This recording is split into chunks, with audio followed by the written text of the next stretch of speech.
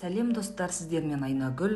Бүгін сүрленген еттен палау дайындайтын боламыз. Оған қажетті ингредиенттер: сүр ет, күріш, сәбіз, пияз, нут және мақта майы. Сонымен қатар күнжіт майы қажет болады. Ал онда кеттік. Видеоны соңына дейін қараңыздар.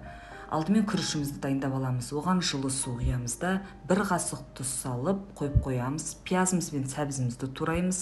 Қазанға 1 ожау мақта майын құйып қыздырамыз. Қызғаннан кейін үстіне 1 ожау күнжіт майын құямыз да қызған майға жаңа еттерімізді салып жақсылап қуырып аламыз.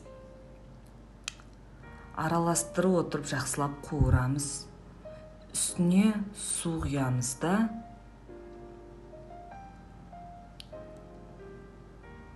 бетін жауып бұқтырып қоямыз.